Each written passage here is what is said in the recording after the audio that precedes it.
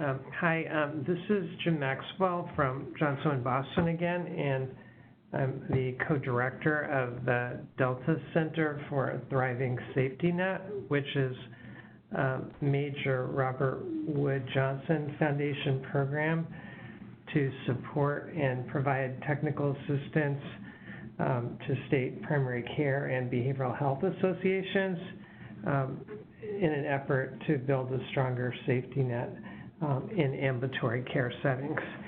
And JSI is working in partnership with the National Council for Behavioral Health and NAC, the National Association of Community Health Centers, and we have other partners, including the McCall Center for Healthcare Innovation at Kaiser Permanente and the Center for Care Innovations in California. And we're very pleased today to welcome Beth Waldman to speak about influencing Medicaid policy and managed care contracting. Obviously, both Medicaid and managed care have been increasingly important for the ambulatory safety net with the rollout of the Affordable Care Act. And we're very pleased that Beth Waldman is presenting today. She's a lawyer by training and is a former Massachusetts Medicaid director, but who worked for multiple years in Medicaid in different positions prior to becoming the Medicaid director. Worked closely with other senior state officials, including the governor in Massachusetts, and has since been a senior consultant at Bailit Healthcare Purchasing in Waltham, and she's kind of nationally noted, recognized leader in Medicaid policy and strategy, and she's going to give her perspective today about how health centers and behavioral health organizations should best, and their associations should best partner with Medicaid and Medicaid health plans. So Beth, please go ahead. Great. Well, good afternoon, everybody, and thanks for joining this webinar, and thanks to Jim and the Delta Center for inviting me to speak with all of you. I know at the end of my presentation there's going to be time for Q&A, so I hope you'll all think of some good questions to ask along the way. And so without further ado, let me jump in. As Jim said, I grew up in the Medicaid agency, and so really understand all aspects of the program, and was the Medicaid director in Massachusetts under Governor Romney. So we did the Massachusetts health reform, which is, as you all know, is a precursor to the ACA, and really thought a lot during that process about how the safety net was a key part of the service delivery system. So today I am going to focus my presentation on giving you sort of my sense of what the key priorities are of Medicaid agencies and their Medicaid managed care plans, as well as strategies you can use in engaging with the Medicaid agency and those managed care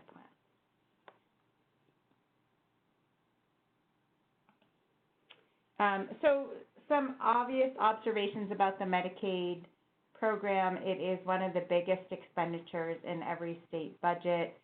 Typically it's second only to K through 12 education, and there's tremendous pressure on state Medicaid agencies to reduce their cost growth. That's because as states spend more and more on Medicaid, they really squeeze out some other important programs, many of which are social service or social support programs that help serve the very same people who are within the Medicaid program, putting more pressure on the Medicaid budget. but it also can squeeze out other things like roads and bridges and other infrastructure investments that the state, your state might want to make. And so it's really whether you're in a good economic time or a bad economic time, it's always a pressure on a Medicaid director to keep cost growth as low as possible. You all might know that Medicaid directors typically don't stay in the job very long. There are a few who were the Medicaid director for several years, some in the double digits, but it's much more common for Medicaid directors to stay only 2 to 3 years. And there's lots of reasons for that. I think the biggest reason is often about political parties, and as the Medicaid program gets bigger in a state, it's much harder for a new governor of a different party than the old governor to keep a Medicaid director that's going to manage a good chunk of their budget, because typically they run on the fact that their predecessor didn't do a great job or that they can do better, and even if the Medicaid director is not at all political and not sort of deeply involved in some of the policies of the predecessor, it still optically doesn't look right to keep the Medicaid director. So that's one thing, and a lot of that depends on how the Medicaid agency is set up and sort of where the Medicaid director sits, how insulated they might be from the politics. The second is it's a really demanding job, not to take anything away from anyone else's jobs, because there's lots of demanding jobs out there. But as Medicaid director, everybody wants something from you, and you yourself have very little to give, and so that can be really hard for folks to sort of stay in it and not get burnt out. So between those two things, you definitely see a fair amount of turnover in the Medicaid director role, which in turn creates inefficiencies in the Medicaid agency itself. Because whenever you have changes in leadership, as you guys know from your own organization, it definitely takes a little bit to recalibrate and get back on track or start a new track, depending on what the new approach is. So here are some key priorities for Medicaid agencies. And, what they say, if you see one Medicaid program, you've seen one Medicaid program. But I think there are some priorities that are the same regardless of what state you are in.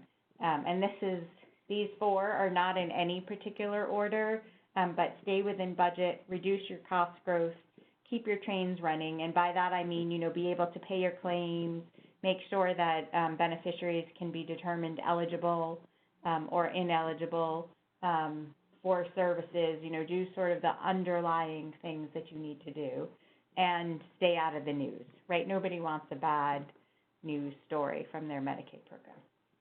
So those are 4 sort of basic things. The other thing to know is that Medicaid directors are often not the ones setting the priorities. It is coming from the governor's office or the secretary's office, or it's coming from the legislature. And so it's really important to understand that as you are thinking about trying to get Medicaid directors to sort of move in a new direction in order to sort of help you out. So in some states, Medicaid directors have more of a say in setting priorities than others, or being able to sort of limit sort of what is on their priority table. So if a governor says, we want you to do X, Y, and Z, and then comes back and says, we really want you to do A, B, and C, the Medicaid director might have some ability to say, wait a second, I really can't do all of those things, we've got to pick. But typically, and the Medicaid director might be able to say, okay, but I also want to do E and F, and this is why they're really important, and might be able to get the governor's support, but as long as the governor's priorities are taken care of first.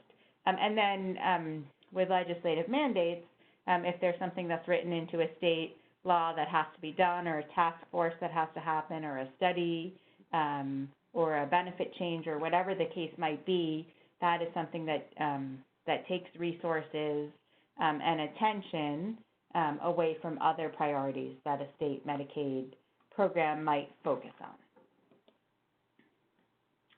on. So these are some hot policy issues in state Medicaid today.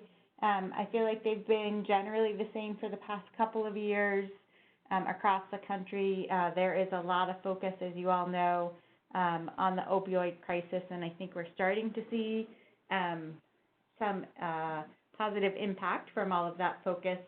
There's been lots of expansion in SUD treatment, including the expansion of the use of Medicaid-assisted treatment through Medicaid. There continues to be strong focus on payment and delivery system reform, and I know that you all have been thinking a lot about that. People are thinking about paying for value, not volume, how to integrate physical and behavioral health, and also really thinking about pharmacy costs. And while some of you might have some 340B pharmacies, so think about that as well, it's also important to think about pharmacy costs as a prescriber, even if the pharmacy cost is not necessarily borne through a health center. It's important to understand sort of the impact of the cost. And as you get into payment reform strategies, sometimes providers can be sort of held accountable for some of those pharmacy costs. Then we have population health. As you know, there has been a great deal of focus on using data and technology to better identify gaps in care and target different groups, as well as focusing on social determinants of health. And we'll cycle back to these in a little bit. I also added on here Medicaid work requirements, because depending on what state you're in, this is a policy issue that that might be put on the table for a Medicaid director, and there are a number of states who have implemented or are in the process of implementing work requirements, which again is an example of something that will sort of take away from other things that a Medicaid program might want to focus on. In terms of Medicaid managed care, the work requirements aside, all of the other things I talked about as priorities are also priorities within the Medicaid managed care plans. As you all know, most states have some form of managed care and implement most of their policies through their plans. There are certainly examples of states that do some things within Medicaid managed care and some things outside of it, but for the most part, the managed care plans are somehow involved in the policy. As you probably know, there has been a lot of a new Medicaid managed care rule. A real big redo of the rule came out a couple of years back, and recently there was just some new changes to it. But many states have spent the last few years really trying to come into compliance with the Medicaid managed care rule. That was something they had to do under the their federal mandates, and that took a lot of work as well. And so another example of something that sort of takes resources for a Medicaid program to pull off. In terms of behavioral health, one big area of focus has been for states, as we're talking more and more about physical and behavioral health integration, how states are purchasing behavioral health and whether that purchase is happening as part of a managed care plan that's also managing medical care, or if it's separate. And many of you probably know that when behavioral health carve-outs first happened, they really happened to make sure that the behavioral health dollars didn't get sort of lost within all of the medical spend, and that there was sufficient attention to behavioral health. Now the sort of trend has changed, and there's really a focus on keeping it all together so that you can really manage the whole person's care, understanding that you still really need to watch the spending part to make sure that that's the case. Where states are thinking about bringing their behavioral health program within their managed care plan so that there's one plan managing it, it's really important, as you guys know at the provider level, it's really important that everybody is talking. It's not just about the providers integrating. You have to have the integration at the plan level, and even at the state level, you want to make sure that the management is working across traditional silos at all three levels, the plan, the provider, and the state. So one thing that I happen to do a lot of work on and is really important as you're thinking about managed care is who are the managed care plans. And so when states develop a Medicaid managed care procurement, we recommend that they use these stages, and we have a whole toolkit on how to do that if you're interested in that sort of detail.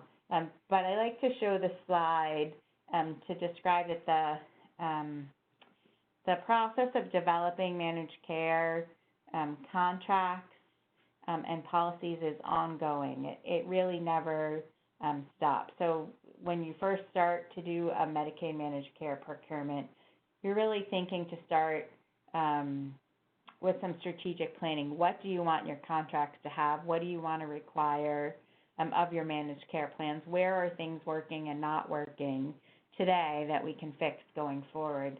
And as part of the strategic planning process, there's often some stakeholder feedback, and I'll give some examples of that in a minute. The second phase, which really sort of coincides with the first, is developing the procurement. As you're learning things, you're really putting together both your RFP, which is your request for a proposal. States call it a number of different things, but your competitive bid, as well as a model contract. And I should say that while most states do a competitive procurement, there are some states, Oregon is the latest example or most recent example of a state that does what's called a request for application. So as long as you meet the minimal requirements that the state has set out to serve as a Medicaid managed care plan, or they call it a CCO, coordinated care organization,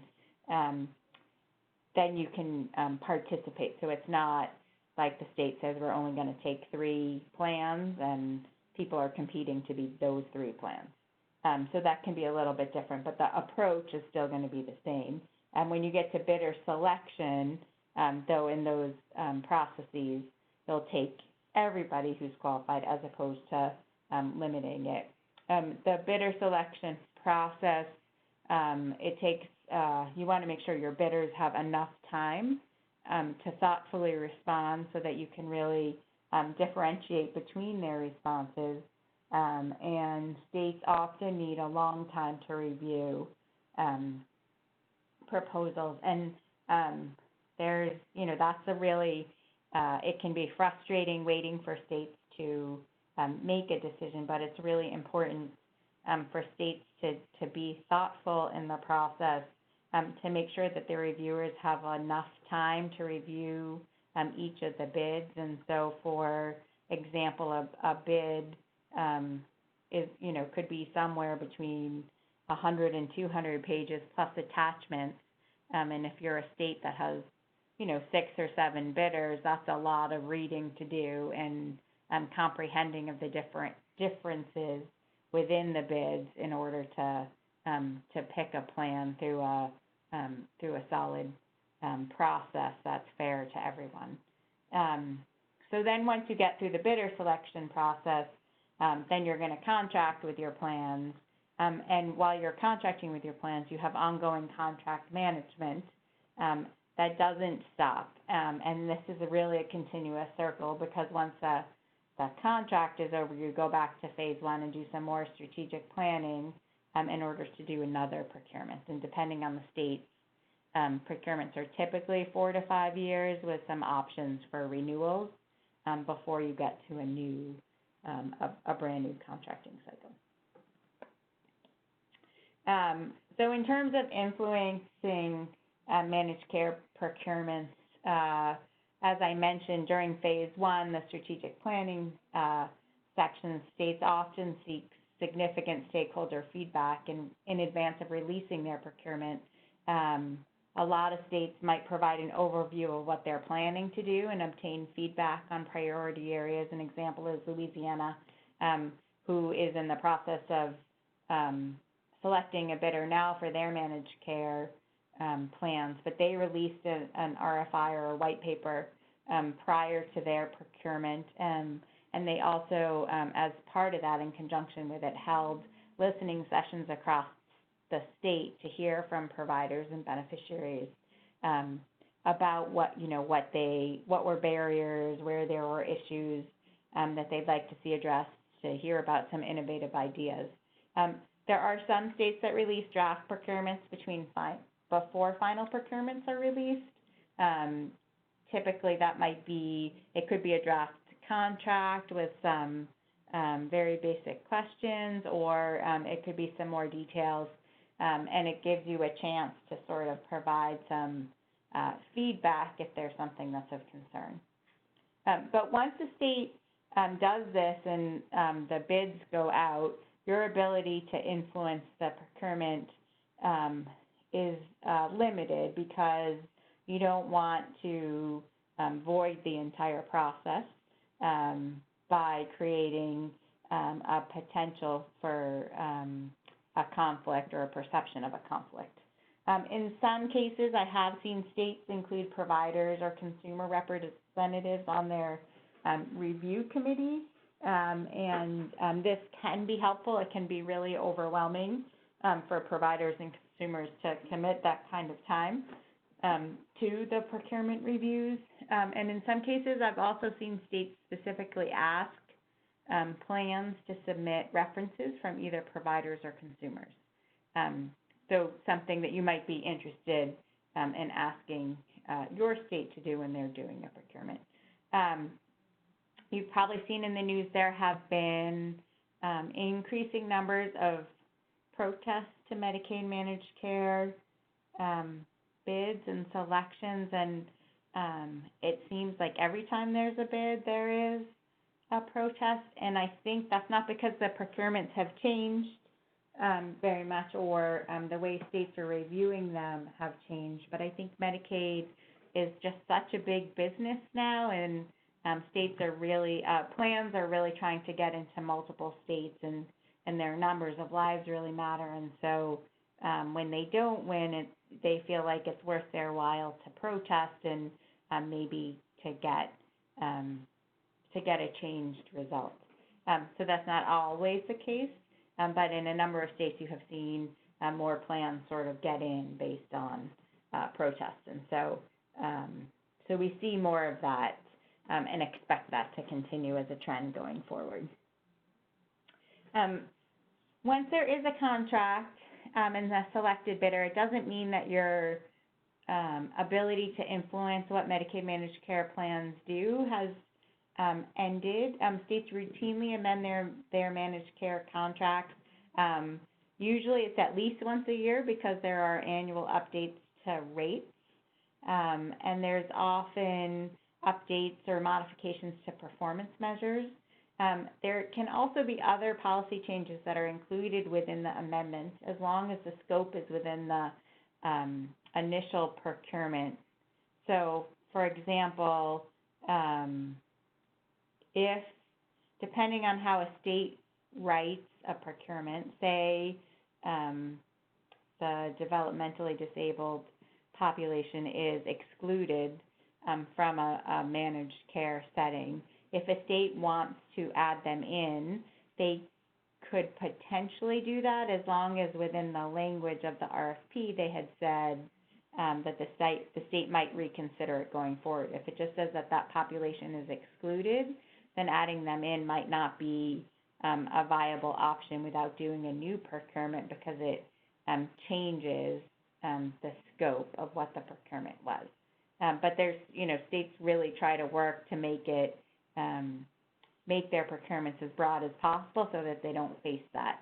And there's also ways that states can direct policy through some sub-regulatory methods. So some states use supplemental Medicaid managed care manuals or policy letters. Some things are within provider regulations to the extent providers are also fee-for-service providers within the Medicaid program.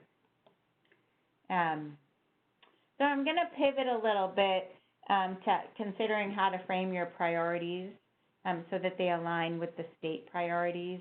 As you know from what I said in the beginning and sort of what you've witnessed over the years with your own state Medicaid programs, states really have very little bandwidth to touch anything that's outside of their own priorities or sort of what's been put on their plate already by their governor or their legislature. So it's important as you're thinking about how to influence the state to understand where your priorities and the state's priorities might overlap and what you can do to help the state address their own priority issues while maybe also furthering yours along. Do you have the resources that you need to do it, or is part of your ask with the state that you need some support to help support their priorities? It's important as you think about any of this that what works in one Medicaid agency or with one Medicaid director only works with that Medicaid program and that director. I think there's ideas that you can hear from other states, but unfortunately it is very sort of programmatically driven and personality driven how you can potentially influence. And so I think that's a lot of reason why you see a lot of things in legislation, because you can also influence your legislators to make requirements on the Medicaid program. And so that sets up sort of a hard dynamic to follow and sort of engage your Medicaid agencies with if they feel like you're always going to the legislature. But in some cases, you need to do that in order to forward your own interests.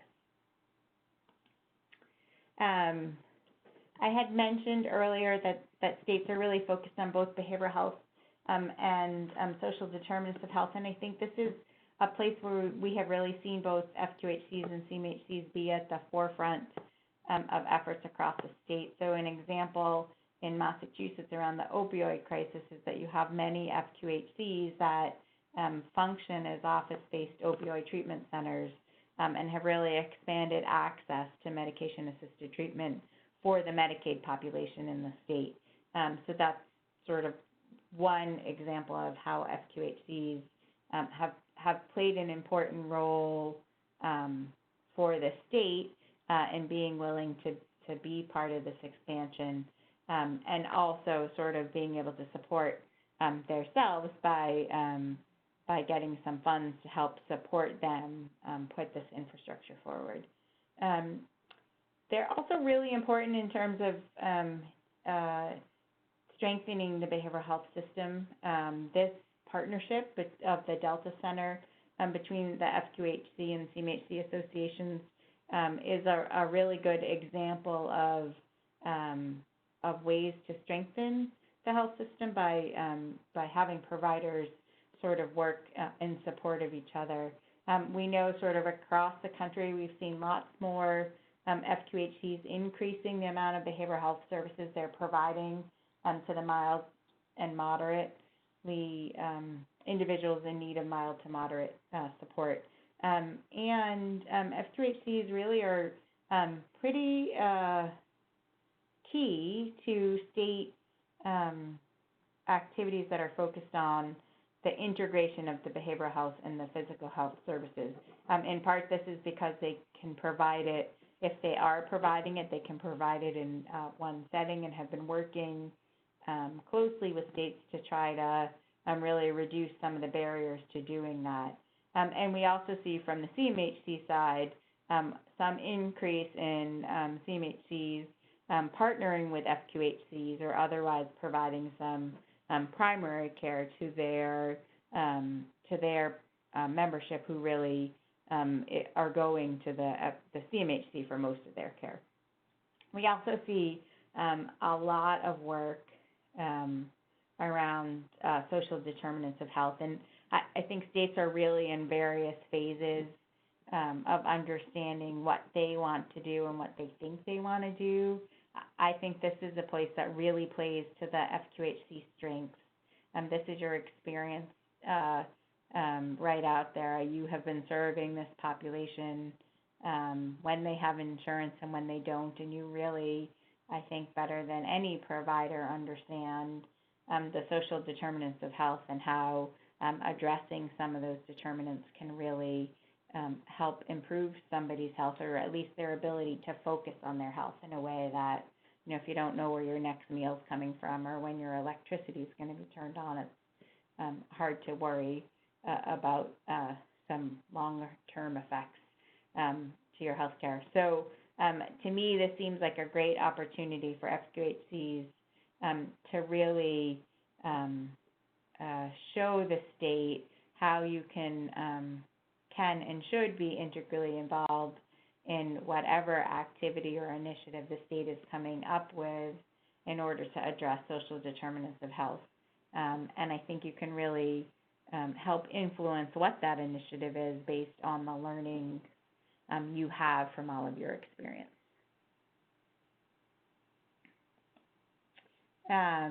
In terms of payment and delivery system reform, there are lots of questions about how FQHCs can participate given the PPS rates and what you are and aren't willing to do on risk. I know there was a recent call with Jason Fournier, who was the initial executive director of FUN, who I have here as an example of where an FQHC is a lead partner within ACO models.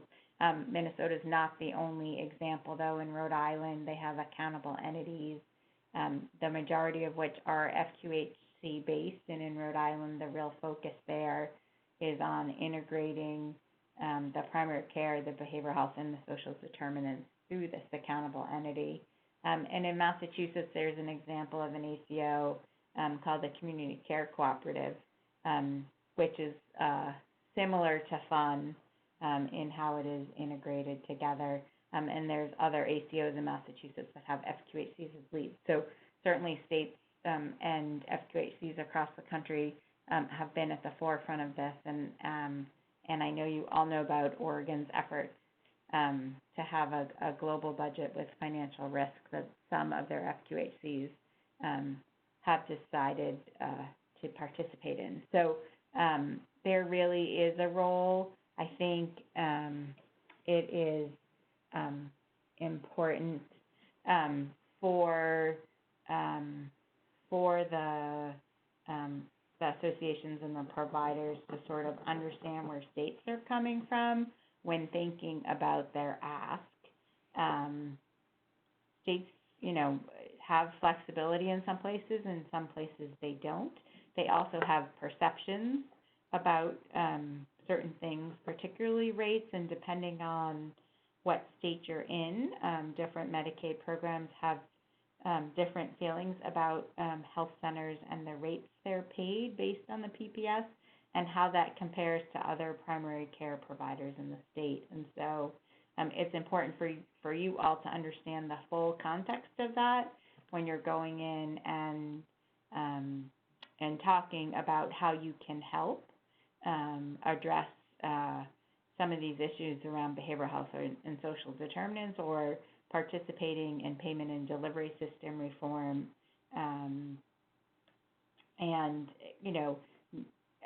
I know that the rate issue is really hard, and I'm not suggesting that you not try to get better rates at all, but what I am suggesting is that it's important as you're asking for those rates to understand whether the Medicaid director is going to have any flexibility to give it to you in the first place, and whether or not, how they see where you sit compared to everybody else, and how that argument is going to resonate or not, and what it does to other things that you also might want to ask for. And just to note that states that generally don't have more money to spend, so when you are asking for anything, it's important to show how there'll be savings from it, either in the short term or the long term, and those savings could be reduced cost growth over time.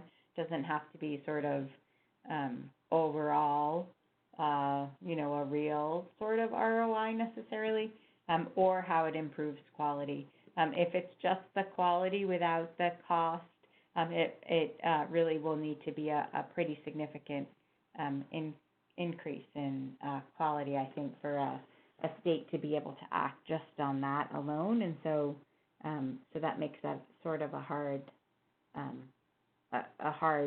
thing to go in with just sort of a quality improvement initiative. It's really important when you go in to come in not just with a problem, but what the solution is. So here's a pretty typical example around barriers to behavioral health integration. State Medicaid programs historically allow for you only to bill one service a day, but if you're providing multiple types of service, you want to be able to serve all the patient's needs while they're there and get paid for it. And so that is certainly a barrier to you providing that care. And we really have seen across states, FQHCs, and other providers really being able to go in and provide those that not only is it potential savings from decreased ED use or other services from not being able to get the service when you're there, it also will sort of help the FQHCs in terms of not having lost revenue. But most importantly for the state, and I can't stress this enough, the impact to the patients of having not having to come back. And I know from when I was Medicaid director, it was very rare that someone came in to see me that was a provider that focused on how their solution helped the patient or the member. And for me, it was something that always felt missing. Not that it was always missing, I'm just saying in many cases. But it is important to think about that as you're going in. You all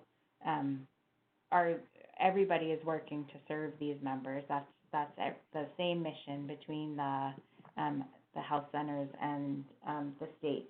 And so when you can really show how what you're trying to do helps the member or helps you help the member, that's something I think that can really be impactful. I think the other thing that you want to always think about is, how you can use a combination of data and storytelling to really get your point across, so that you can have a sort of an anecdote of someone that it impacted, as well as data to show that it's not just an anecdotal story, but that this really happens a lot. There really is loss of revenue. You really do see more people going to the ED, and this is how you can stop it and save some dollars. And it's also always helpful to find allies who can help you make the argument. In many cases, that might be partnering with your CMHC associations, but it also could be the case that there's other primary care providers or consumer groups out there that you can partner with that are trying to work through the same issues as you. When you think about engaging Medicaid agencies, it's really important to think broader than the Medicaid director. In part, that's because, as I said earlier, Medicaid directors aren't necessarily there for very long, but also because they don't have the bandwidth necessarily to focus on the sort of everyday issues that you have, which are important and essential to you, and might be important and essential to some of their staff, but not necessarily to them in the scope of everything else that's happening. So it's really important to understand who within the agency can be your champions and can help you sort of on a day-to-day basis understand both sort of what your issues are and to help you understand the perspective of the agency and how you might be able to influence it. I'd also suggest that it's really important to participate where you can in state working groups. I know this can be hard because states have lots of working groups, and sometimes they feel like they're very repetitive year to year, and so it can be really a hard use of your resources, but I would say wherever possible, it's helpful for you to be a player in those conversations because it just helps you build relationships with lots of different people and really make a good, and gives you an opportunity to make a good impression for your association or your organization. Joe Parks spoke to the Delta Center way back in October, and I had seen one of his slides that I really thought made a lot of sense, and so like to show it again in terms of do's and don'ts, in terms of partnership principles. Really, you want to really ask about what the state needs, and really think about how you can really help them while helping yourself, and really think about how to align so that you're pursuing common interests and it doesn't feel to the state like you're just helping them. You also really want to reveal anything that you can and not withhold information, because you really want to build some trust within the group. You want to take one for the team, but you can't sort of hurt your own interests when you're doing that. I don't mean take one for the team in that way, but there might be some things that you do or some groups that you join that, might not help necessarily, but won't hurt you. Those are the kind of things I mean when I say take one for the team. When influencing managed care organizations or behavioral health organizations or any other contracting entities, the same principles apply. You want to create ongoing relationships. You want to be a team player. You want to figure out how to align your priorities, come with solutions, not just problems. Understand that the plans probably don't have flexibility in their rates either, and so you want to be able to sort of understand where they are when you're talking to them about rates, because their rates are typically based off of a state fee-for-service rate. And you really, still with the plans, you want to be really clear about what you're asking for, and not only how it helps you or the member, but also how it helps the plan. The last couple of slides here are components to influence within a managed care contract or sort of within the state in terms of what services are within or outside of managed care. What do you want to argue for? Does this matter to you? Network adequacy, where are there workforce issues that you think that the plans can play a part in supporting increasing the workforce and building capacity, particularly training, where can plans be helpful there? In terms of quality measures, many states have had a number of work groups that focus on quality measures. In terms of participating in this, that's a good example of something that could be helpful for you to be involved in, although not sort of like your overall goal. But you want to think about process measures versus outcomes, standardized versus homegrown, how it fits with other things you need to do for HRSA and otherwise, when we're talking about quality measures, is linked to value-based payment. What's the performance target, and sort of what kind of incentive are they putting in place for improvement over the baseline, and how can you influence that?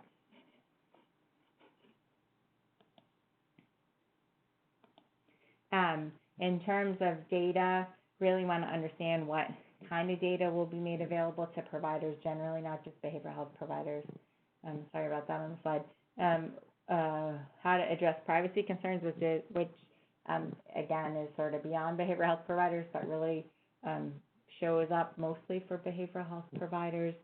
What kind of technical assistance is available? FQHCs and behavioral health providers overall have had less experience with using data and managing with data, and so where there's technical assistance, how can you access it? And, how can you help shape what that technical assistance is that's going to be offered so that it is something that is supportive of your efforts and your needs. In terms of value-based payment, again, similar sorts of questions. Is it going to be required or flexible?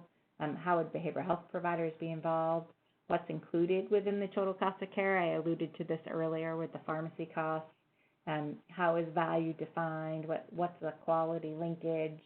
How does attribution work? That's a big question for health centers as you're thinking about your population and how you're going to get tied in to value-based payment. Is it someone who you've been seeing, or is it someone who's been assigned to you, or some combination? And sort of where's the overlap, and where are there people, or how many people would be sort of in your group if they were assigned, but not people that you're seeing. And again, on the technical assistance, what's available to support you along the way? That's an important question to be able to answer. So I don't really want to stop on this picture of me, so we're going to go back to the front slide, and I will turn it over to Jim to see if there's any questions. Yes, could people please type in their questions to the chat box, and then we'll respond. Or alternatively, Tracy, could people unmute and ask a verbal question?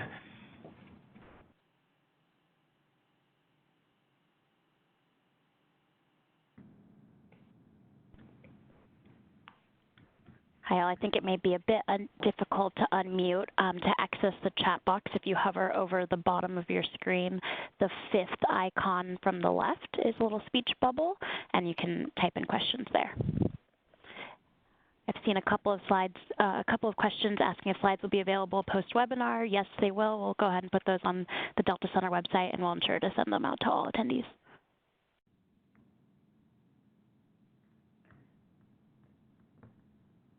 Beth, while we're waiting for other questions to come in, could you talk a little bit more about how important it is for these sort of patient voices and for health centers and behavioral health organizations to highlight the issues that their patients themselves have, to really bring home the importance of access and payment issues for the safety net? Sure. So, I say this because, so often we get stuck in our sort of day-to-day focus on sort of our organizations or sort of what our issues are, but really thinking about, because we're doing this all for the patient and making things easier for them, really being able to focus on how the barrier is an issue for the patient, as well as the health center or the CMHC, is going to be really important, because you're pulling at the Medicaid agency from two important constituencies. If you can do that, if you can really show that you have a problem that's not only a problem for you, but is more importantly a problem for a beneficiary, then that's something that most Medicaid programs are going to be more interested in, frankly, than a problem for a particular provider, because they're really, looking to make the programs accessible for their membership and making sure that they get that care that they need to improve the quality, so that sort of over time the cost of the Medicaid program can be contained. And so the more you can do to really provide, as I said, both anecdotes of particular members, or, stories of particular members, quotes from particular members, bring members to the meeting with you if they're sort of willing to come and can articulate sort of what their issues have been, bring family members. I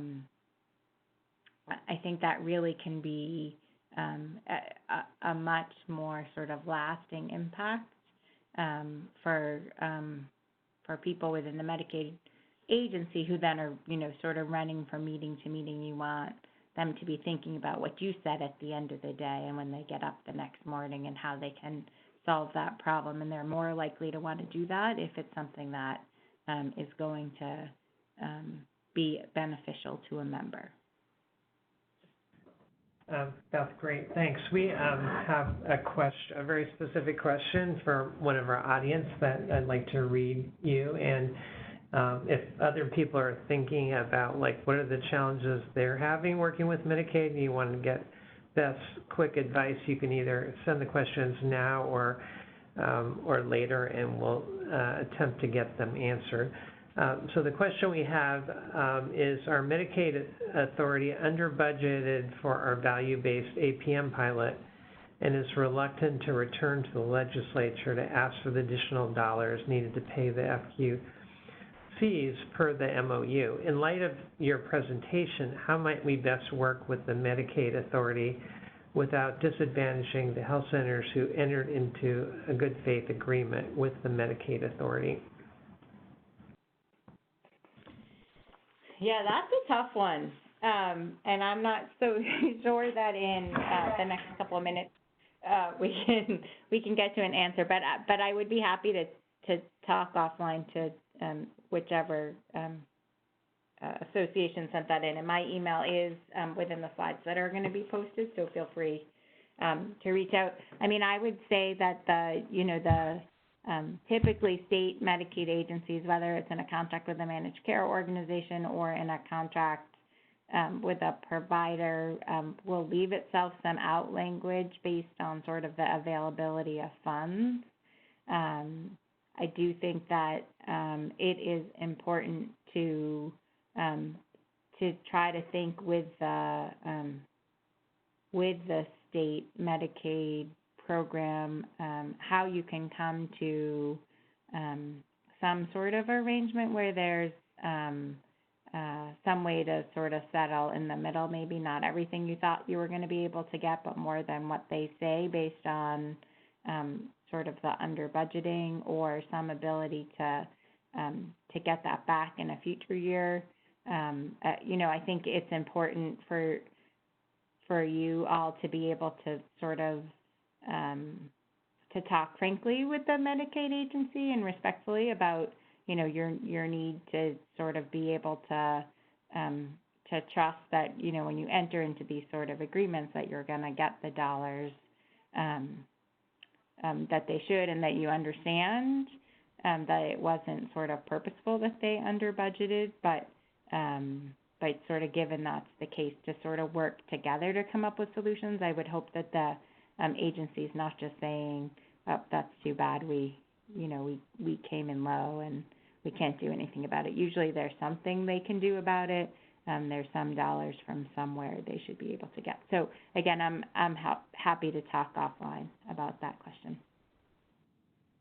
Great, Beth, thanks. I had another question, which is that you didn't really have a chance to talk about, but obviously there are a number of health center-led IPAs, as well as sort of increasing number of IPAs forming that involve behavioral health providers.